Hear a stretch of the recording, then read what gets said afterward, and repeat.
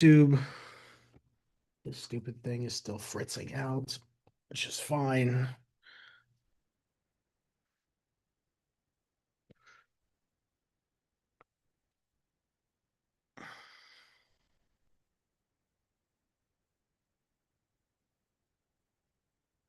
Oops, that was not what I meant to do.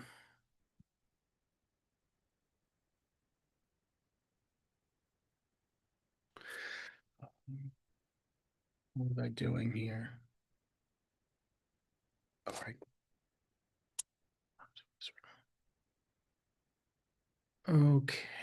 Okay, so we are online. Thank you to those who are joining us so we can, and those who will join us after the fact to talk a little bit about the situation that's going on in Israel right now. We had a request for a prayer for Israel, and I want to start with Achenu. We won't necessarily, we don't have to sing it, but we will recite it. uh, Let me actually put that on the screen for all of you. That way, that'll be hey new. Oh, and this is a broken page.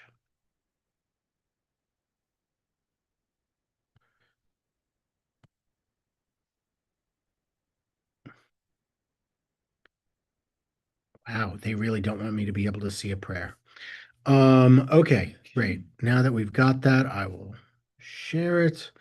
Um, so we offer, you don't have to repeat the first line, it's only in the song that you do that. Achenu kol beit Yisrael, hanetunim betzara, betzara uvashivya, haomdim bein bayam uvein bayabasha. Hamakom yirachem aleihem, v'yotziem mitzara lirvacha, ume'afela leora umishiabud ligeula, hashta bagala vizman kariv v'imru amen. As for our siblings, the whole house of Israel, who are given over to trouble or captivity, whether they abide on the sea or on dry land, may God have mercy upon them and bring them forth from trouble to enlargement, from darkness to light, and from subjugation to redemption, now speedily and in our days. Um, Amen. Amen. You say amen, you get full credit. Okay. So before we go over news exactly, let me stop sharing for a second, um, and go over some news. There's been a lot that's been happening. The war has been going on now for almost a week. The war has been going on for 6 days. Started on June 13th. And it was a preemptive strike by Israel to try and remove as much of Iran's air defenses, as well as critical nuclear and ballistic missile sites, including at Parchin, Fordo, which has not yet been attacked, Natanz, and Isfahan. These are major locations of Iranian nuclear program uh, facilities. The different facilities do different things. Some of them are for enriching uranium, some of them are for the processing of uranium, some of them are for mining the different stuff. So these each of these facilities are protected and each play a different role in the Iranian process to come up with a nuclear weapon. The Fordo plant we believe has not yet been hit. It's the one that's the furthest underground, and it's the one that, as we'll get to, President Trump is currently considering whether or not to use B-2 bombers and American uh, MOPS, uh, uh, penetrating ordnance, or bunker busters, as they're called in common parlance. The attack that Israel launched on that first day killed several senior Iranian military and nuclear scientists. And at the time, we were not sure what exactly was happening as far as, did America know? Did America say, this is a good thing, Israel should go do it? Did Israel do it on its own? It was very unclear in those first hours. Iran had a or the Islamic regime had a response of over 100 Shahed drones, which are the same drones that Russia uses to attack Ukraine. They buy them from Iran. Um, and of course, a barrage of hundreds of over 100 ballistic missiles at Israel, a threat that Israel doesn't face from many other uh, regional actors. Hezbollah and Hamas do not use ballistic missiles. And the only ballistic missiles the Houthis have are delivered by boat by Iran. They can't build ballistic missiles in Yemen. Um, let's see. Okay, so over the 3 days or so leading up to the 16th, that happened. Uh, Iran sent many more ballistic missiles and drones against Israel. There was a strike at a Bat Yam tower. We saw that photo on Sunday that killed multiple civilians, including children, and injured around 200, with 287 hospitalized. The fragments damaged the U.S. Embassy in Tel Aviv, or the U.S. consulate or embassy branch in Tel Aviv, a school in Tel Aviv, many buildings in Haifa and Petah Tikva. Yeah. And Iran announced that they wouldn't negotiate further with the US. Remember, this was leading up to that Sunday. And that Sunday, there were supposed to be talks in Oman between Steve Witkoff, the Middle East envoy of Donald Trump, and the Iranians. The Iranians called them off a couple hours before they were supposed to start, saying there's no point while this war is happening to these negotiations. That point will come in important today because the news of today changes things. So escalation. So from the 17th to yesterday, so the last 2 days, up till about today, uh, Israel did more airstrikes. They hit Iran's internal security headquarters, their air defense positions, missile production sites, and importantly, the Arak heavy water reactor.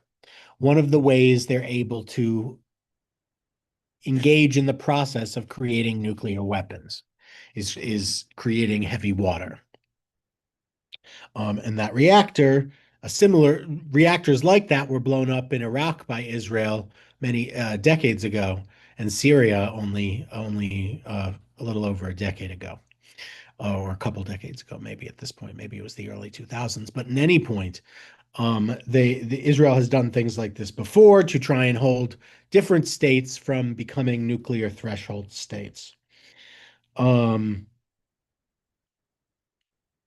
and then today, importantly, a Iran, first of all, Iran fired cluster munitions or cluster bombs, which are bombs that it's when the ballistic missile gets near its target, they release multiple warheads, both so that they can't be shot down, but also so that it does the maximum amount of damage. Cluster munitions are generally not allowed in most or discouraged in most forms of warfare, just because of their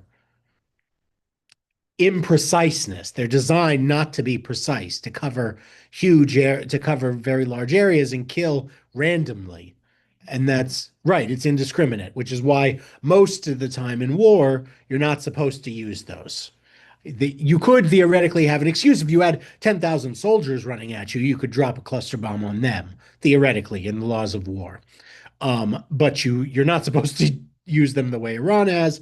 Also, Iran hit the Soroka Medical Center in Beersheba. I visited there after October 7th to visit their underground safe location for when come under fire. Um, and they still have to send their people away because these missiles that Iran uses are much bigger than what they're used to seeing from Hamas. But the hospital isn't totally destroyed, but it is has been seriously damaged by the Iranian attack last night. Um, So let's take a brief understanding here of like where we are and some of the implications. Uh, First of all, there is a human toll. Um, we know in Israel there are uh, anyway there are dozens of dead. I can't give you an exact number because I'm not sure at this exact moment, but there are dozens of dead, at least 25, and hundreds of injuries. Iran claims over 200 have been killed. I don't know how to verify Iran's numbers. It's the same problem with Hamas. They'll say anything to. Iran has also said during this conflict that Israel stores things under hospitals like Hamas does. They're just trolling, as the internet would say. They're just antagonized. They're being antagonistic in language to make up for their failure to be able to do so in war. They also have claimed that apartment buildings that they bomb secretly contain F-35 jets and things. That in fact they're not apartment buildings at all. They're secretly hangars for jets to fly out of. Iran can lie about anything, and no one will ever hold them to account. So I can't trust their numbers as far as who's dead and who's alive, and how many are civilians and how many aren't.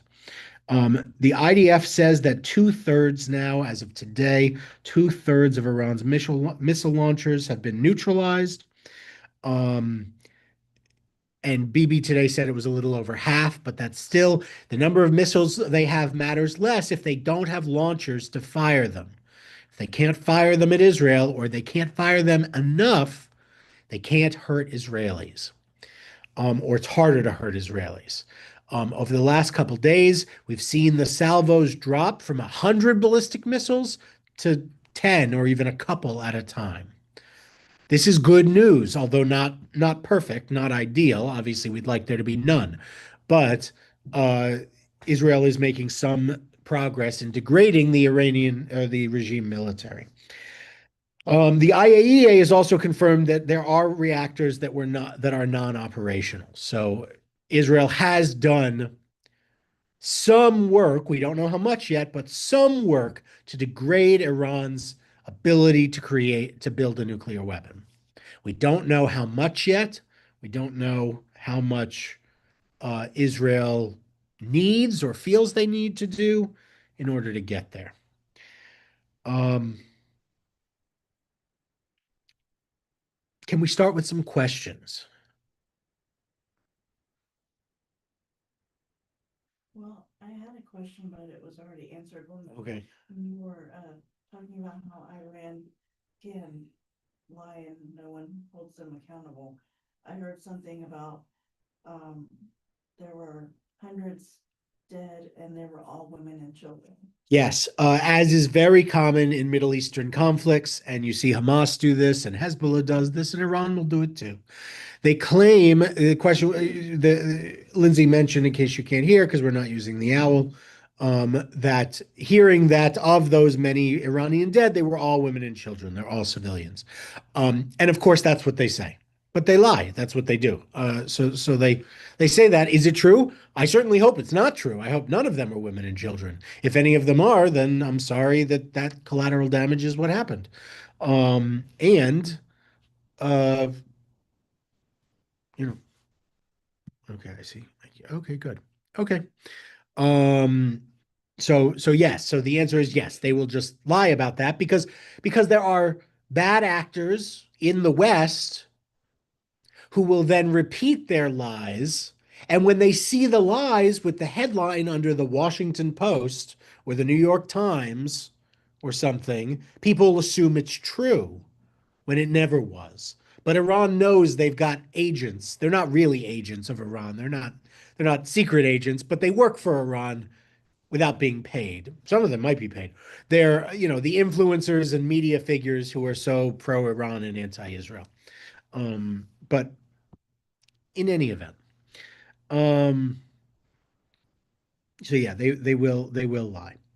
Um, let's talk a little bit about the U.S. posture and the global response. So since this has happened, at first, again, Israel the US, sorry, was a little at arm's length, if you remember. The first hours, the only statement that came out was from Rubio. It said, "We're not involved. We've got nothing to do with this." But by the next morning, the successes had racked up a little bit, and Trump had seen this in the news, and suddenly he wanted to associate himself with the daring military victory. Um, Now he's been going back and forth the last couple of days. Yesterday he tweets unconditional surrender. Today he says Israel can't hit them for 2 weeks while I negotiate. So Trump continues to taco, as they say. And in this case, too, he chickens out. We'll see. Maybe he doesn't. Maybe I'll be wrong. Maybe in a couple days, it'll turn out it was a big ruse and he was really planning to do it the whole time. He's gone back and forth a lot, is what I'm trying to say that he's gone back and forth a lot. Um, and it does sadly seem to depend a little bit based on who he talked to last. In case you're not aware, this is on the internet, but don't worry, nobody watches this. Nobody's going to come after me for it. There's a major triad of power in the White House that is very, very pro Iran and fairly anti-Israel as well, and isolationist. This is your Tucker Carlson, your Vice President J.D. Vance, your Steve Witkoff. All guys who like to make some money from Qatar, all guys who like to work with people who don't like Israel, all guys who think Israel is unreasonable. I'm sure there's nothing bad there. I'm not sure. I think there is. But in any event, this is there's that, and on the other side, there are also people who are pro-Israel who are in Trump's ear, and so it seems like he talks to people and then he goes back and forth. Um, he's an unreliable guy, so it's hard to tell what he'll do. Um, but I hope he'll stick with us. I don't know. That's my hope.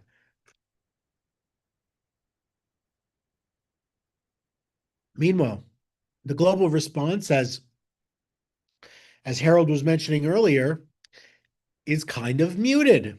A lot of condemnation. Sure, we always get condemnations. That's not surprising. But no material assistance that we've noticed so far to Iran from its major allies, Russia, China.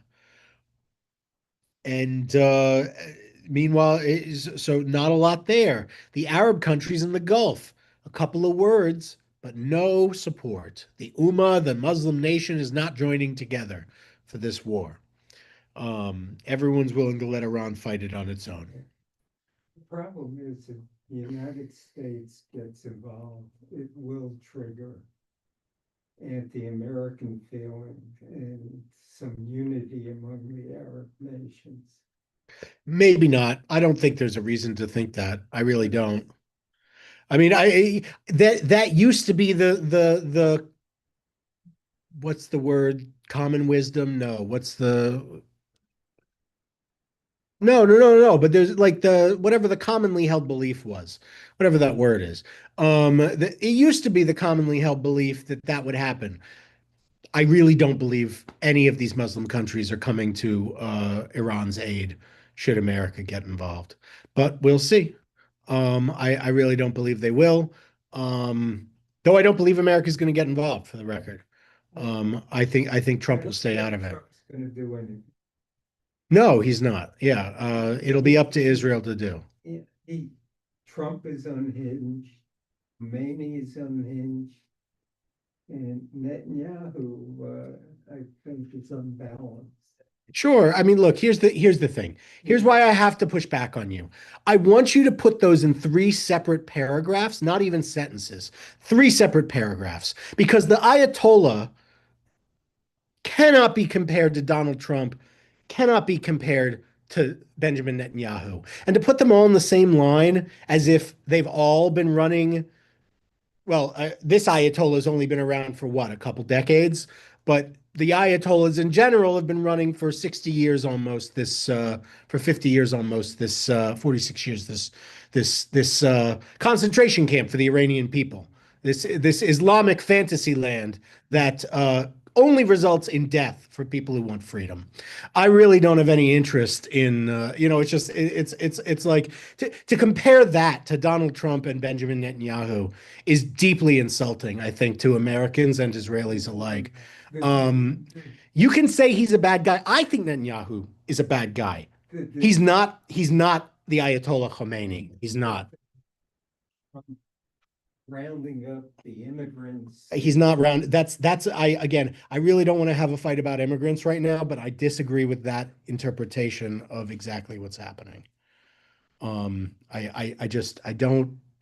don't know that that's exactly how it's going down. It's just not the same. It's not the same thing. What's happened in Iran for many decades is not comparable with anything Donald Trump has done in his terms in office, even though I disagree with many of the things Donald Trump has done in his term and a half in office. But to pretend that he's the same as the Ayatollah softens the Ayatollah.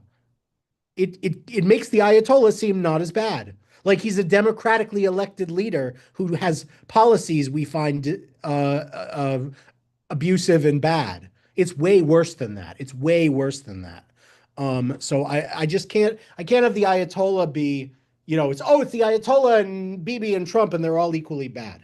I just say we got to keep them in separate paragraphs because Bibi has bad things about him and Trump has bad things about him, but neither of them are the Ayatollah. Neither of them have oppressed an entire society, have murdered women for not wearing the veil, it's just neither of them are these guys, are this. If they ever become that, then I'll say so, but they're not this guy. So to say that, Off business, he has an atomic weapon and get rid of that atomic weapon. Iran, yeah. Whether that country wants to be led by a madman, that's their choice. That's true. You're absolutely right. And I think one of the big conversations that's happened recently is this idea of if America gets involved, how should it? And I don't think anybody is really calling for regime change. This is the big term today, as if that everyone's really afraid of. First of all, I'm on the internet. They'll kick us off for this, maybe. I don't know. I don't think regime change would be such a bad thing in Iran. It can't be worse than this. It literally can't be. ISIS wouldn't be worse than this. So I don't have any desire to pretend that regime change would not be desirable. It would be. That being said, I don't think that should be America's mission either in this conflict. I think the mission should be to remove the nuclear threat. And if we can remove the ballistic missile threat too, that would be icing on the cake. I don't think anybody serious is talking about regime change. Even if the Ayatollah were killed, they'd have a replacement. It's not like it would cause the son of the former Shah is talking a lot on the internet, but nobody's listening to him inside the country. So it's not, it's this. There's also this problem because there's this Persian diaspora who I love. They're feisty. I love them. But Jews and non-Jews, this Persian diaspora that doesn't live in Iran, and yet has a lot of feelings about what Iran should look like if the Ayatollahs were to go away. I think it'll probably be left up to the people of Iran. It certainly won't be left up to Israel or the United States. But nobody's asking for that is the other thing, right? Nobody's actually asking for regime change. We are asking, some of us have asked for the U.S. to help. I actually said today online, I think the U.S. should not help. It's far better and more honorable that Israel do this alone. Donald Trump doesn't deserve any of the glory or any of the moral reward for ridding the world of Iran's nuclear weapons if he's going to be a coward who equivocates. I'd rather Israel do it themselves than be involved and have all these troubles. So, by the way, that's a pretty Zionist position. It's not just the anti-Zionists who want America to keep out of this. A lot of Zionists also want America to keep out of this. And there's no saying, I know what the news says, but the news has said a lot of things over the last couple of years since October 7th. And I don't think the news is correct that Israel can't accomplish their goals. But it's possible they might not be able to without American support. The reason for that, of course, we said we'd talk about is there is only one bomb, we think. short of a tactical nuclear weapon, which no one is suggesting be used, that could reach the Fordo nuclear enrichment plant that is deep, 200 feet under the mountain, and reinforced concrete and all that good stuff. And that's the B-2 stealth bomber because it's the only plane that can carry the GBU-57, I think. It might be 47. I'm not exactly sure on the number, but it's the biggest bomb there is. It's the biggest bomb we got that's non-nuclear. And it has the capability uh, to penetrate deep into the ground before then exploding. And what happens is they use many of them, so they whoop, whoop, and it just keeps drilling. And so that's how you bust those bunkers.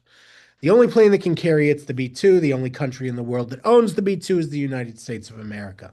Now you see Israel's predicament and why they've asked America for help in this operation, because America could make it much quicker and much easier. And yet, America, I don't think will in the end participate, and that may be for the best. Um, but uh, but that is what's The yeah. other question. Yeah. Obviously, my concern about the innocent Israelis. that are Sure. under attack.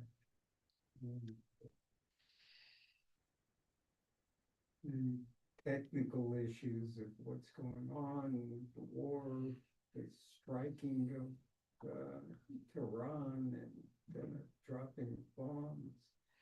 But the issue is protecting the citizens of Israel. And I've heard some concern expressed that the Iron Dome has some leaks and that it may be running out of defensive missiles. So, two things we have to say about this. First, protecting the citizens of Israel. Israel, maybe the only country that could have a better defense than this is America, has a multi-leveled missile defense system. The Iron Dome can never help you against Iran because that's not what the Iron Dome does. The Iron Dome only targets rockets that can only go about 30 kilometers or so, and small ones that do trajectories like this. You seen the St. Louis Arch? If it's not doing this, Iron Dome can't hit it for beans. So there's two other systems. There's three other systems. There's David Sling, which has been incredibly effective. There's the Arrow 2, which is the old missile defense, and the Arrow 3, which is the newer missile defense system. These are anti-ballistic missile. Well, the David Sling is more for cruise missiles and such, but it works.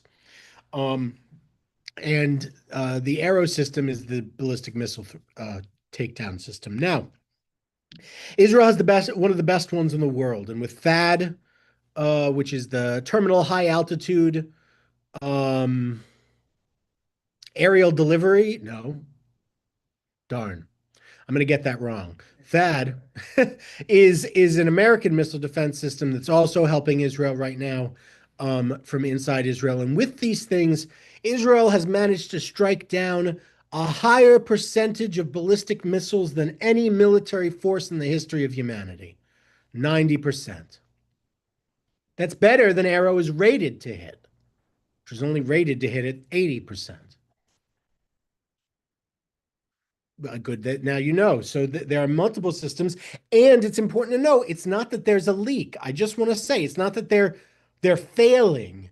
They can only hit ballistic missiles go very fast. They can only hit these missiles at 90% is a better rate than anyone could have ever hoped for. 10% of them are gonna get through. There's nothing you can do about that. These but if we missiles cost what, $2 million each? Which is why more sometimes, which is why Israel is developing the Iron Beam, a laser device that will be able to shoot down missiles and is almost operational, that will cost only $2 to fire Pay more. instead of 2 million. Unfortunately, losing precious lives and Okay, we're losing precious lives. Is the alternative to wait for the nuclear bomb and then What kind of echa are we going to have to do if the nuclear bomb drops on Like, I mean, what are we talking about? We're talking about we're losing precious lives. Whose precious lives are we losing that are not that this conflict, I'm curious. I want come back at me. Tell me. think the Iranians are precious lives. I'm not talking about the Iranians. I'm talking, but yeah, Drop whatever you need to drop on the Iranians, sure. you know, do what. And they're doing that. Yeah, Do what you need to do and do it, absolutely. you know, lethally as possible. And I don't care how many of their citizens say. Fair enough. And I'm not saying we want anything bad to happen to their citizens. The people of Iran are prisoners of a regime that hates them and imprisons them. We have nothing against the Iranian people. Our problem is with the Ayatollahs, the mullahs, and their regime, the Islamic Republic, which has committed, they still have up. They talk about the Israeli attacks as if we're doing some kind of attack on them when they have a countdown clock in the center of Tehran that counts down to the destruction of the state of Israel that they're praying for. And nobody can trust. They say, oh, well, they're not doing nuclear weapons. They say they're not doing it. You wouldn't have an enrichment plant 200 feet underground if it was just for civilian energy. You wouldn't enrich to 60% if it was when you only need to get to 2.5% for civilian energy. You wouldn't do any of these things unless you wanted. And just recently, the Mossad found out that they were working on the timing mechanism. It's a trigger. The timing mechanism only has one purpose in a bomb. There is no civilian nuclear purpose for that. It is only useful in a bomb. They are trying to build a nuclear bomb. There is no way around that. They are trying to build a nuclear bomb. They could do it in as little as 3 weeks, the CIA director said today. Unfortunately, we have the director of national intelligence, Tulsi Gabbard, who works for Russia. So since Russia is an ally of Iran, if Iran were to fall, they wouldn't be able to supply Russia with drones anymore. So, She doesn't need the drone. oh yeah, they do. Yes, indeed they do, my friend. They cannot produce enough on their own. And that's not enough. They're buying every drone Iran can manufacture. And they use them every night. Shahed drones, specifically drones they bought from the Iranians. The problem, the overall problem beyond the Ayatollah in Iran is a lack of credibility, trying to figure out exactly what's happening. You hear cross statements. We've heard Netanyahu get up in front of the United Nations 10 years ago with a picture suggesting that the bomb is around the corner. He was right. I don't want to. Okay, this is great. Thank you for saying that, because now I get to do a thing to hopefully explain this to you. People have been saying, no, I have to explain this to people because for some reason it seems self-evident to me, but apparently it isn't. The Iranians have been working on a nuclear bomb. Bibi has gone to the UN. People, this is what was brought up. I'm saying it so anyone who sees it online can do it. Bibi has brought up multiple times at the UN that the Iranians are around the corner from a nuclear bomb, anywhere from weeks to months away, or even years, depending on how far back you go. He was right each of the times he said that. None of those were lies. What people don't always take into account is that Israel has set the Iranians back a couple of times before. If Israel had never stopped them, they'd have one already. You're forgetting about Stuxnet, the program that destroyed essentially in the mid 2010s the Iranian nuclear file system that Mossad put on there. You're forgetting all the materials and things that were snuck out by the Mossad just a couple of years ago. You're forgetting various strikes that have happened and various scientists who've been killed and various sites that have been bombed as needed over the last 15 to 20 years that set back the Iranians. They haven't failed because they haven't figured it out. They've failed because we've stopped them. That's the difference. It's important to know that. Because this isn't a, oh, that Bibi, he's a liar. I know Jon Stewart would love to make you think that, because I hate Bibi too. Jon Stewart can't see past it. I've got to, because Jon Stewart doesn't care if a mushroom cloud appears over Tel Aviv, and I do. I can't, Bibi is wrong. He's a bad guy about a lot of things. Sorry, he's wrong about a lot of things. He's not wrong about this. He's not. And the way you know that is that all the people who hate him most in Israel are behind him on this, including my colleague Gilad Kariv, who might hate Bibi way more than anyone here is capable of. But they all know what this is about. And this is not Bibi's, this is not a whatever. As the CIA director confirmed today, as the IAEA reported a week and a half ago, that Iran was not only out of compliance, but may well be proceeding towards a bomb with the amount of 60% uranium they've enriched. So the Iranians will continue to lie to you, and the press will continue to lie to you. If you watch CNN or MSNBC, if you read the Washington Post and the New York Times, they will continue to lie to you, because they don't want war with Iran, and they don't care if it means Iran gets a nuclear weapon. It doesn't matter to them.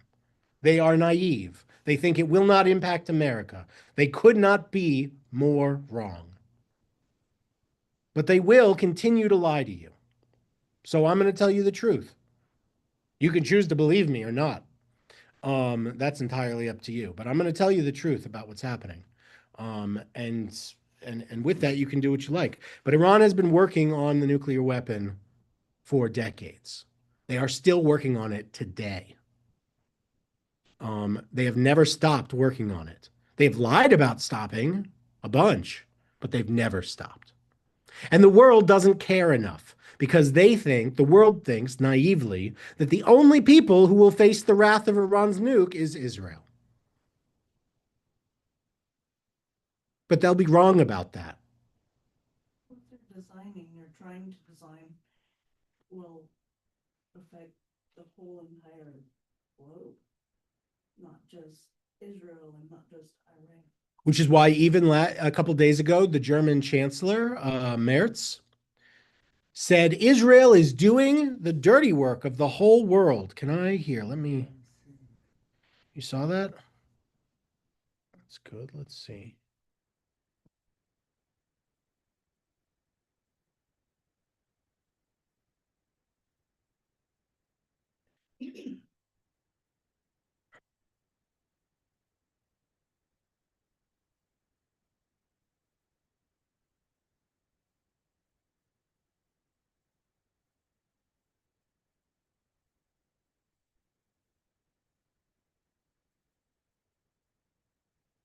Well, German Chancellor Friedrich Merz has praised Israel for attacking Iran's nuclear site, saying Israel is doing the dirty work for the West.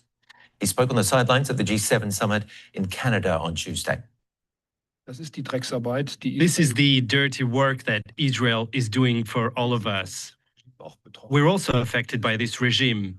This Mullah regime has brought death and destruction over the world, with attacks, with killings, with Hezbollah, with Hamas on October the 7th, 2023 in Israel.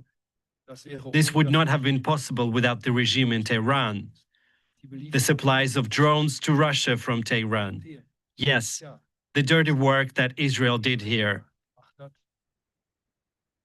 I can only say that I have the highest respect that the Israeli army was courageous enough, that the Israeli government was courageous enough to do this.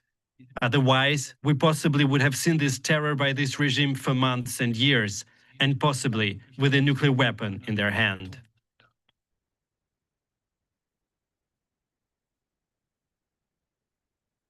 We clear? That's why I drive a BMW now. Well, to be fair, the Germans are much better than they used to be. We can all admit that, but that was very clear, I think. This is someone who recently has criticized Bibi about Gaza, but this is not Gaza. Important to make that distinction. This is not the same. You can't just say, well, Bibi's bad on Gaza, so it's bad for him to do it. That's not how the real world works. You can't just do that. It will definitely cause bad things to happen. So yeah, I just have to, we have to work against moral relativism. Moral relativism may be the greatest evil of the postmodern era.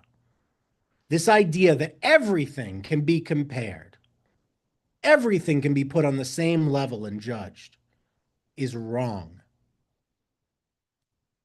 The Iranian state cannot be put on the same playing field as America or Israel and be judged against them evenly. That is a crazy thing to do. Brendan, do you have any comments? Do you want to yell at me? You want to yell something while you're on the internet with us? There, I'll just throw in a question. Okay, I'll read that for everyone here. During your years of experience in studying this, what most gives you great confidence about the IDF and its assertions? I don't have the confidence you have about the IDF's assertions when it comes to, say, the U.S. military. Interesting. I would say, so can you explain what you mean? The IDF, what assertions does the IDF make about the U.S. military? What are you? No, sorry, I maybe asked a confusing question. You seem very confident that the assertions made by the public relations arm of the military of Israel can be trusted. And for instance, I come from America, where the public assertions of the U.S. military, in many cases, have been either purposeful lies or obfuscation or just propaganda. And so I'm wondering, you're very, because Can you give me an example? I'm sorry. Can you give me an example of the United States military? I might catch you here, just so you know. Totally. I'm trapping you. This is an internet trick I'm doing. Okay, do it. You're going to say something about Bush and the Iraq War, and I'm going to tell you to take a hike because that wasn't the military, right? Okay, CIA and that Bush? was the White House. It was that was the political echelon. And the Justice Department in the form of the CIA and FBI, right? Okay, so that wasn't the United States military, right? So that's a fair catch. So do you think Netanyahu? Do you think when the IDF comes and says things, or the political arms of the Israeli government come and say things in the IDF's name, or saying the IDF says this? How can you trust, given the fact that the Israeli Defense Forces also have their information and facts filtered through the political arms of their government? How do you have great faith in everything that is told to you by the Israeli government? First of all, I don't know that I would say blanketly that it's a great question. I don't think I would say blanketly I have great faith in everything the Israeli military says. Although here's some reasons you should have faith in the Israeli military. First of all, what the Israeli military says isn't filtered through the political echelon. I usually, when it comes to the war in Gaza especially, just disregard anything a minister says, because here's the dirty truth. And this is what the right wing hates in Israel. You should know this. They're trying to change the form of government because this is the way it works. They don't control what the IDF does. They give general guidelines and such, but they don't pick targets. They don't. And the IDF has its own spokesperson. The Galgalatz is the army radio. This is the army has its own way of disseminating information. And statements that come from the IDF are not the same as statements that come from the government. That is a very crucial, important bit of that information. You can trust what the IDF says because the IDF investigates wrongdoing the way any other Western army does. Now, remember, America did some bad stuff during the Iraq War, right? We did Abu Ghraib. That was bad. But we put those people in prison, right? Because that's what a Western nation does. War is bad. Soldiers, individuals will do bad things. You punish the people who do bad things. And that's how you remain a moral army, a moral country. You punish wrongdoers. Not that no wrongdoer ever exists or that no one ever said anything incorrect. So I guess I'm saying that just to add in that I think the Israeli military is I have seen nothing that suggests they can't be trusted, and everything to suggest that the people they're arguing with can't be trusted. So to turn it around on the IDF and say, well, you don't trust Hamas, how can you trust the IDF, becomes the same thing that I said I didn't mean to yell at Harold, but I might have a little bit. But it's the same thing I said before, which is you cannot put these two things on the same scale. Doing so is a crime against morality. Putting Hamas and the IDF on the same scale, you've already lost, and that loses all respect. There's no respect to be had there. The IDF is a moral army, not because every soldier is perfect, but because they have a code and they hold people to it. They have rules, and as far as we can tell, they are not breaking them. Are individual soldiers doing bad things sometimes? Yes. Do they get punished? Yes. Is that the way it's supposed to work in every Western country? Yes. So I don't see why I'm not supposed to trust the IDF. What did the IDF do to lose the trust? In other words, if you would generally assume that if France did an airstrike and they said, this is why we did this airstrike, if you would generally assume they were right and you don't assume the same of the IDF, you are doing so because you have internalized anti-Semitism. You're a Jew who's anti-Semitisming. I don't mean to say that to condemn you, but what I'm saying is that it's a problem to put the IDF on the same level as Iran or the Houthis or Hezbollah or Hamas. These are not armies. They're terrorists. They don't have codes. They let their people rape and pillage. It's not the same. It's not even comparing apples and oranges. It's comparing black holes and oranges.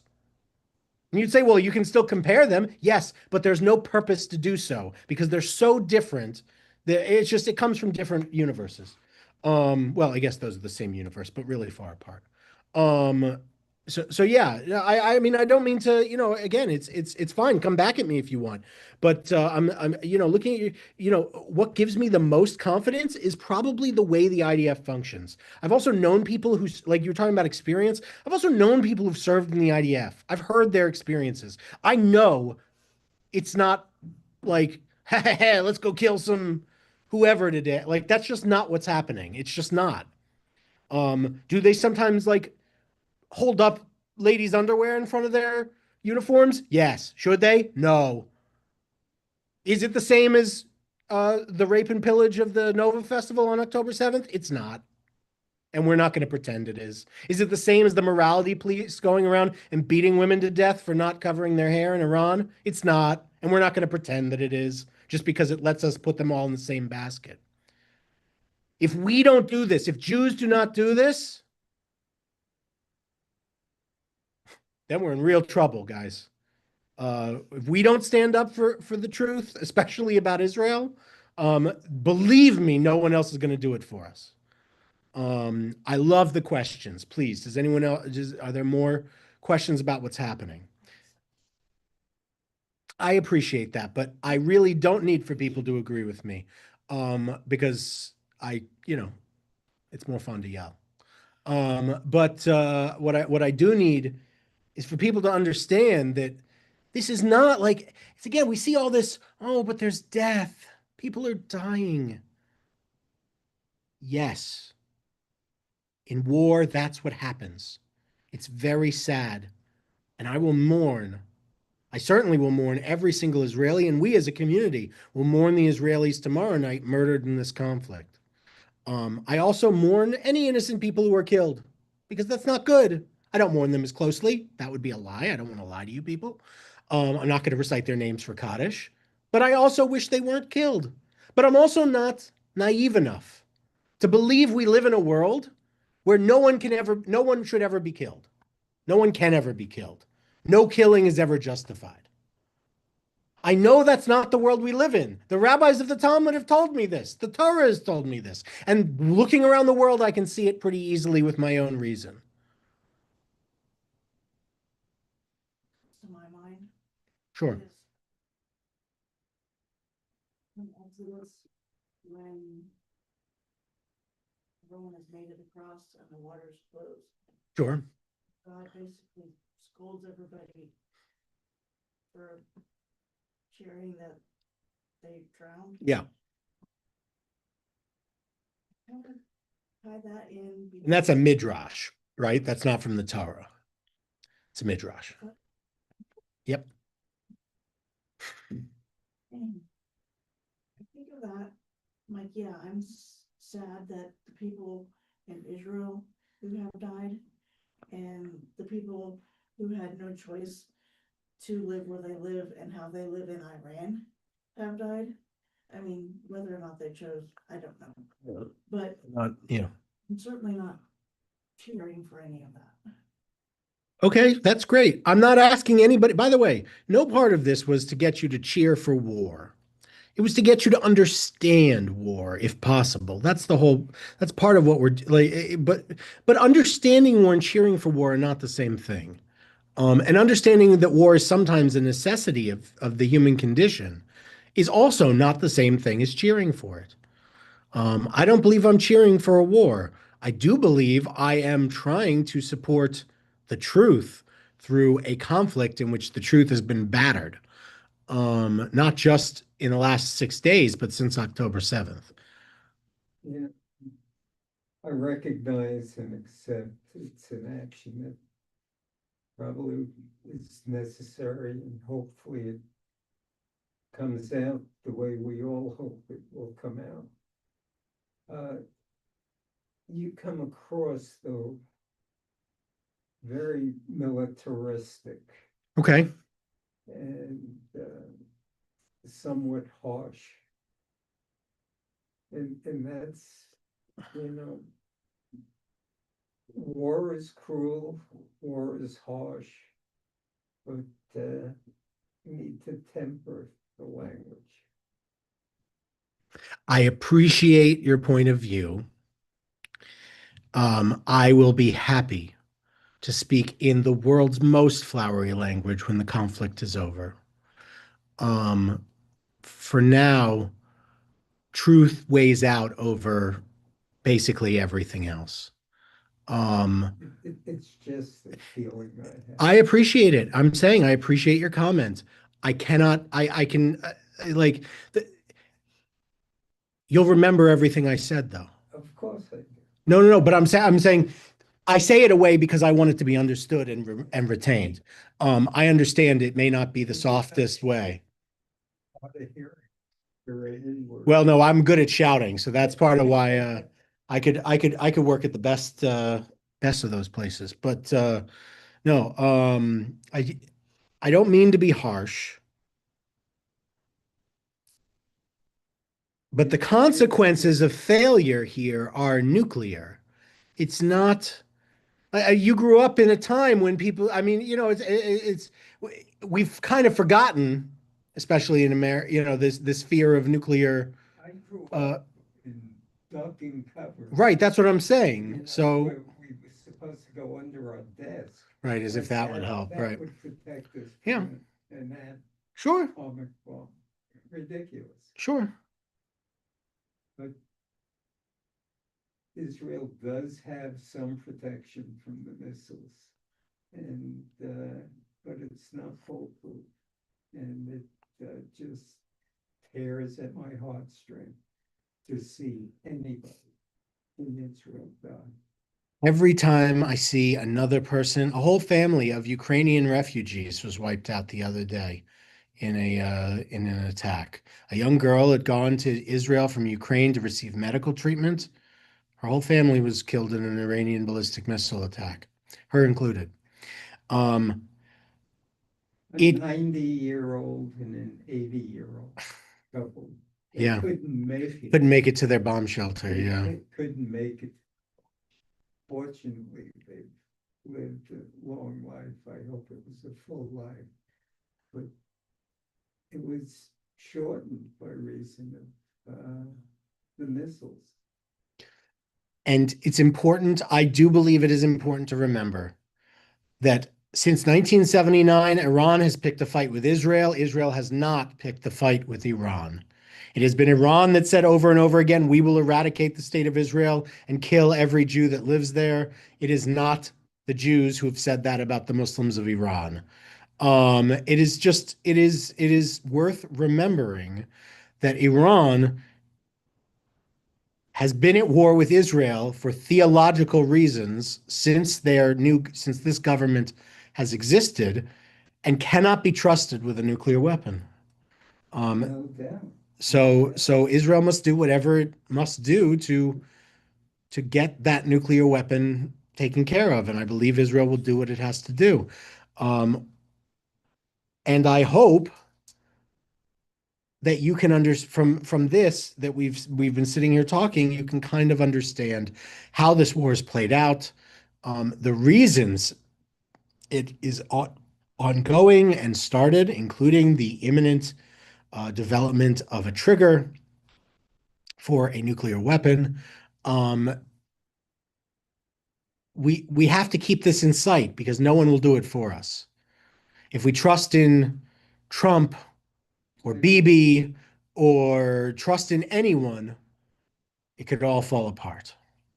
Our job, I think, is to try and relay the truth of this situation. It's hard for people who don't live there or know anything about it to really know. They'll get it on spec. They'll get it. They'll read that article by two people from Hamas, but they don't know that that's who they are because they write for the Washington Post. And they'll believe it. And they'll believe that Israel is aggressive and Iran isn't seeking a nuclear weapon. And that's not true. Neither of those things are true. Israel, in fact, is not the aggressive one. Israel, throughout its history, keeps hoping that Arab or Muslim countries will give Israel an excuse to be a bully. And they always do. They always give Israel its excuse. Just once, if Iran would stop giving Israel an excuse, Israel wouldn't attack Iran. If the Palestinians would stop attacking Israel, Israel would stop. I really believe mostly that would be true, or at least it would enable a political situation in which the zealots would be driven out of power. People talk about different populations, especially in Gaza, the population as, and I'm just wrapping up with this, but here's my thought. People talk about the population, and especially in Gaza, as radicalized, right? And who radicalized them?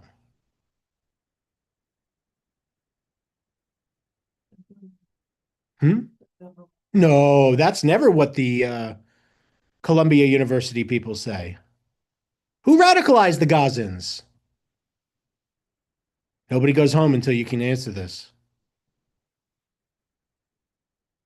Brendan, you can unmute and tell me. I know you know. Is it the genocidal Zionists? Yes, obviously. Okay. Obviously, it's Israel that locked them in their cage, and after they had elections for Hamas, told them that was bad, and did all kinds of things, and let them have all that money and concrete so they could build their underground cities of tunnel infrastructure. It was Israel that radicalized them. By the way, Israel treats Palestinians. I find it interesting that no one has ever said that years of intifada and bus bombings and terror attacks and shootings and knife intifadas and all kinds of stuff, no one ever understands how much that radicalized Israelis. You don't get Bibi over and over again because people love Bibi. You get Bibi over and over again because you read the New York Times. That's why. You give power to people who hate Israel. We do. We give power to people who hate Israel. And then those people make the world a tougher place for Israel, which means Israel gets radicalized. They become harder, tougher. This is happening to all of us. But to be fair, Israel are the Jews that didn't benefit from all the things we in America did. In America, we're the Jews of liberalism. We're the Jews for whom liberalism worked. We're the Jews for whom we came to this country and everything was great, and we joined the Democratic Party and we said, oh, we'll give things to people and that'll be good. They'll have good lives and no one will hate us anymore. It's not really how things work, it turns out. Okay. Is one of the strongest lobbyist groups. So strong they failed to beat Barack Obama's 2015 JCPOA? Lobbyist groups in the country. Why? Why? The Israelis have fortunately been on the receiving end of more foreign aid than most any other country in the world. That's And- absolutely not true. and That couldn't be less true. That's because of AIPAC and the strength of the Jewish community in the United States. Some of it's the And Jewish community. And its support of Israel. AIPAC is only, Israel has lots of friends. Unfortunately, we're going through a period of time now that's extremely ugly, incited by what's happening with Hamas and the killings and people who think they're compassionate and responding to that. But that's just a little speck of what has taken place since 1948, when Israel was. I've done a class here about Israel. Israel came into existence, you know. I just want to push back. I just want to respond to the fact that I've been a supporter of Israel. My family has been strong supporters. Mhm. And throughout the United States, Israel has enjoyed a special place in the hearts of Americans. And only now in the people over 60. Well, then I'm glad I'm over 60. It's nice to be in your cohort. It's a little different when you're in mine. Here's what I'll say about Israel and foreign aid. That's a neo-Nazi talking point, so please don't use it anymore.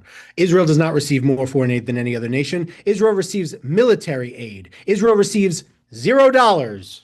$0 in foreign assistance. Are we clear? They receive a $3.8 billion a year under a memorandum of understanding signed by Barack Obama in 2016, I think, or 2015, one or the other, that allows them a credit to buy American military hardware. That is it. Egypt gets money for food. Most countries do. Egypt and Jordan get bribed every year to the tune of $1 billion just to keep their peace treaty with Israel so they can feed their people. Israel gets no aid, only military aid, no foreign assistance, not a dollar. So we need to stop. Please don't, we can't say that anymore. It's just not true. You have to differentiate because Israel is stimulating the American economy by buying weapons from America. That is a different, the difference between that and a free gift is the whole spectrum. So I just can't take in that, and also AIPAC. AIPAC is only powerful because Americans support Israel. The second Americans stop supporting Israel, AIPAC's going to have nothing. Because AIPAC doesn't get money or foreign direction from Israel or anything. AIPAC is all American dollars raised in America from people who believe in the America-Israel relationship. AIPAC is not a villain. AIPAC is not more powerful than the oil lobby or the pharmaceutical lobby or the defense lobby or any of the big or the tobacco lobby, any of the big lobbies. The crypto lobby is bigger than the Israel lobby.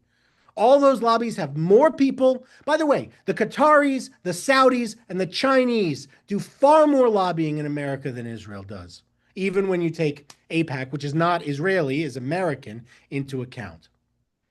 When you say that AIPAC is the most powerful lobby, you're just regurgitating leftist and neo-Nazi, the far left and the far right talking points. It's just not true. They're not as powerful as those people say they are. They're only powerful because people agree with Israel, because people support Israel. It's not the other way around. It really isn't. I have the conversations with the elected officials. I'm a part of AIPAC. I'm telling you, as someone on the inside. I was invited to lobby Congress 2 weeks ago. I'm telling you that it's not like that. It's not like that. There's a lot of misinformation out there. It's not your fault. There's a lot of misinformation. I watch various family members who live in Israel, Mhm. who also live in the United States. the business is like this because of the connection between Israel and the United There's a great States. connection between America and the Israel. sharing both information and the sharing of wealth. A lot of their wealth that they have is because of their connection with the United States. Sure, yeah, absolutely. If they're American, then they probably have a lot of wealth from the. Well, no, they're Israeli too now, but I mean, I'm talking about the people who aren't Israeli single passport holders. I'm talking about dual passport holders. You are too, right? Yeah, Israelis, they're Israelis, but they're also Americans. This is an important difference because people in Israel, by the way, are pissed. You know why? You know, Adon Alexander. You remember him? Adon Alexander was a rescued hostage. Was not a rescued hostage. Sorry, he was a hostage that was given. Qatar was hosting Trump, and they wanted to make it look good. So they had Hamas release the guy from New Jersey. He was a soldier in the IDF, but they released him because Qatar told them to. First of all, that obviously means Qatar could tell them to release the rest, and they would. But in any event, people in Israel are really upset because Adon Alexander only got to come home because he holds two passports. If he was only Israeli, he wouldn't have gotten to come home because none of the other soldiers have. But he has an American passport. That's cold. So he gets to come home with Witkoff and Trump. And the other soldiers get to languish in the dungeons of Gaza.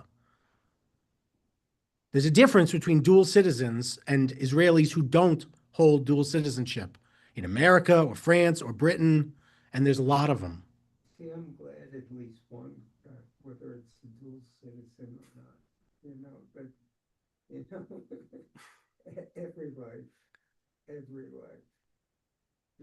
I'm glad he's back. I'm not upset. I'm just trying to express to you the understanding that Israelis see that an American passport holder soldier came home and their brothers, sister, whatever, their brothers and fathers and whoever who are just Israelis, not Americans or whatever, they get no help. They're stuck. So yeah, there's a great benefit to being an American and also being an Israeli. That's a great combo. I think it's wonderful. I'm only an American, but I think it's a great combo. And we work well together because we're so similar. That's why America and Israel have this close relationship. That being said, will that persist? I'm not the one to, I would love it to, but that depends on our leaders and whatnot. Okay. Does anyone have any other questions? Okay. Must be worn out. No, this is fun. This is what I do instead of racquetball. Wait, I do have a final question. Okay. What's up? So just reading news stories and rallying talking points or data or facts is not always compelling to people who don't already agree, who aren't already confirmed in whatever the belief is. Is there any place you think, oh, this is the place I send people? I say, go to this website, or please go read this book, or blah. What do you tell people? I want you to know more about Iran. I want you to know more about Israel. I want you to be better informed about the current events going on right now. Do you shoot people to go to this place? I have a couple of those. Okay. For Iran, I do not have one. I don't. All right. Iran is just one of those things you just learn about, like, sure. You didn't sit down and read a bunch of books about Iran. Yeah. But I didn't read a bunch of books about Iran. When people want a brief, want an intro to Israel, I tell them to read Daniel Gordis's Israel, A Concise History of a Nation Reborn. Okay. That's the name of the book. Okay. That's what I give them, and I give my conversion students as their Israel book. That explains the history of the Zionist movement and of the creation of the state of Israel and its troubles in its more modern period as well.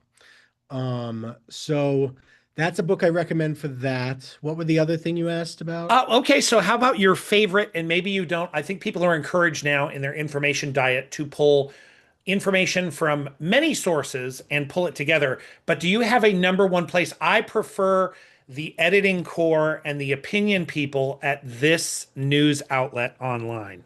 Absolutely. Okay. By far, not only because I'm one of the opinion people, but Okay. um, but by far, the Times of Israel is the best English Okay. language. If you're looking for Hebrew language, I can give you a lot more sources. But for English language sources about Israel, the Times of Israel is by far the best journalistic source. And Okay. you guys would all love them. They are center left. They are not BBists. They're not, they don't like BB. It's conservative. The Times of Israel is not conservative. If the Times of Israel is conservative, then MSNBC I'm going to call terrorists, okay? Because they're just not like. Don't start with me about the Times of Israel is conservative. Everyone I've ever met who works there is center left. Not a single person is conservative. So I don't really want to. I mean, one or two maybe, but like. I can't hear from the people who watch MSNBC that that the Times of Israel is too biased. Anyone who's ever watched a network that had Joy Reid as an anchor doesn't get to talk to me about anti-Semitism and bias in media. What is the parents? Or Mehdi Hassan, God forbid. Yeah, Haaretz, the worst. In Hebrew, in Hebrew, Haaretz is great. It's pretty good. In Jerusalem. English, Jerusalem Post is pretty good. They are conservative, but they're pretty good. They don't lie. But their opinion people are really conservative.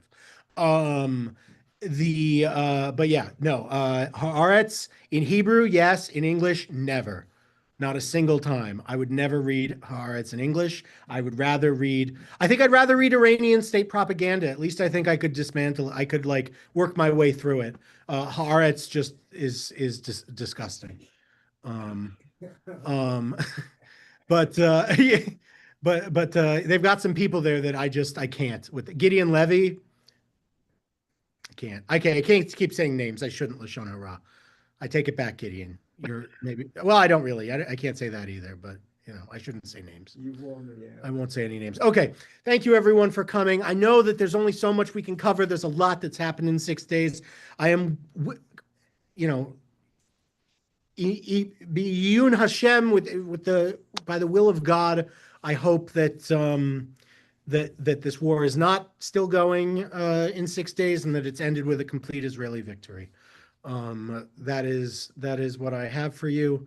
I wish you much tranquility and calmness as you leave this place. Don't feel like you have to take my condensed rage and bring it to your homes with you. Know that this is a safe place to deposit it. Okay. Thank you and be well and Shabbat